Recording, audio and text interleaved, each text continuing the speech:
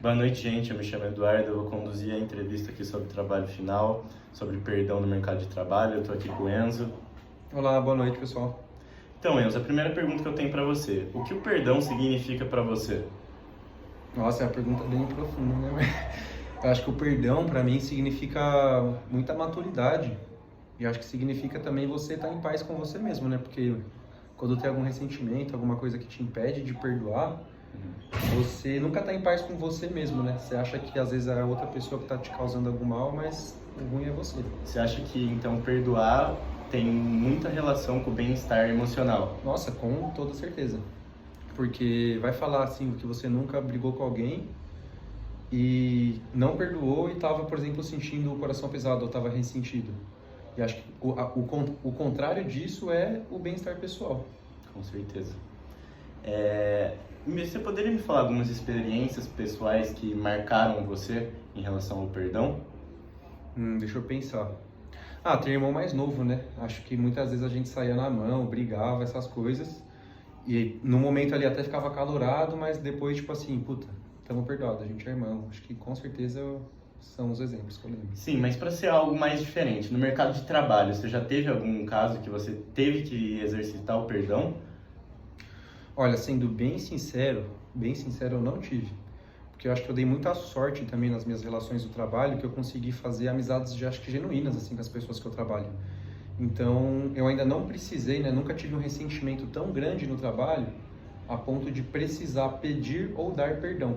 Sim, já tive muito desentendimento, né? Conversas acaloradas, mas sendo sincero, elas não levaram à necessidade, acho que o fato de dar e pedir perdão, que eu entendo que é quando existe algum ressentimento. Certo.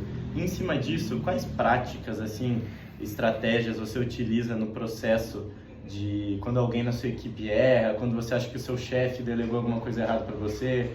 Porque, querendo ou não, agora no mercado de trabalho você provavelmente no dia a dia se sente sobrecarregado, querendo ou não, é difícil. Quais são as estratégias que você tem? Cara, eu acho que sempre ser muito franco. Então, por exemplo, em alguns momentos que em níveis de sobrecarga extremo e muita pressão, acho que é sentar e conversar. Tipo, não dá para equilibrar todos os pratinhos ao mesmo tempo. Dado que a gente está com muitos pratos, qual que faz sentido eu soltar agora? Então, assim, acho que é sempre ser muito franco. Em momentos que o time ali, as pessoas que trabalham comigo, acho que, além disso, né, de saber conversar e ser franco, é também saber passar feedback, né? Então, ter conversa assim, pô, aqui podia ter agido assim assado, ó, nesse exemplo, o que você acha? E saber, acho que conversar, expor, ter segurança, ter clareza, ter, tipo, convicção, acreditar no que você está falando, acho que é o caminho. Sim. Conta um pouquinho sobre a sua trajetória, em qual área que você está atuando atualmente, como que você começou, se você viu que tinha diferenças no início, quando você estava iniciando a sua carreira, com agora em relação a você conseguir controlar e estar bem com esse sentimento de perdão ou com raiva sobre alguém.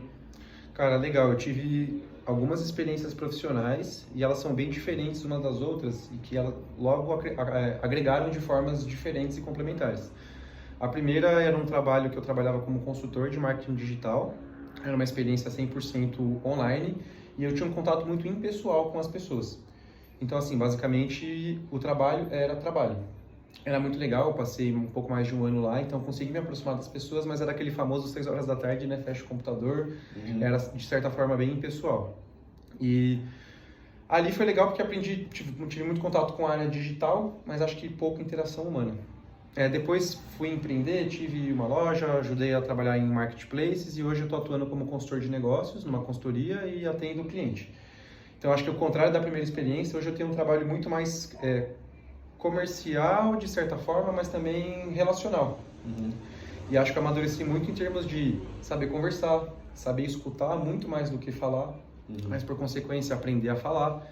E acho que não necessariamente o perdão, mas conversas difíceis, francas e conversas sérias acontecem diariamente. Então sinto que aprendi muito nesse lado. Certo. Que conselhos você daria para alguém que está lutando para perdoar outra pessoa do mesmo time? Uma pessoa do mesmo time, eu acho que pensando no contexto profissional, estritamente, o ego ele é o inimigo de resultado. Então, pensando nesse contexto profissional, deixar um pouco o ego de lado, entender que o objetivo final é a gente entregar alguma coisa e alcançar alguma coisa, o perdão ele vem porque a gente tem um objetivo maior a ser cumprido. Sim. Se eu tirasse um pouco do lado, o lado estritamente profissional, acho que o conselho que eu daria era, acho que o perdão te deixa mais semelhante a Deus. Então, quando eu não penso no contexto profissional, o perdão ele vem muito atrelado à imagem divina, assim, e buscar ser um ser humano melhor mesmo. Você acha que religião tem um grande papel no processo de perdão? Eu acho que isso vai mudar de pessoa para pessoa, mas falando de mim, né, já que a pergunta veio para mim, tem muita influência sim. Você já utilizou desse caminho para conseguir perdoar alguém ou para criar forças para algum caso assim? Eu acho que de uma forma subconsciente, sim. Então eu sou uma pessoa religiosa, mas não necessariamente eu penso, estou perdoando alguém por conta da religião. Mas acho que a religião, né, me trouxe características, formas de pensar, valores que talvez, né, podem vir a se refletir na minha forma de lidar com o perdão. Mas eu não pensei proativamente na religião, né? Talvez uma coisa mais subconsciente de todo um caráter que veio sendo moldado há anos. Certo. Quais benefícios você acredita que o perdão trouxe para sua equipe?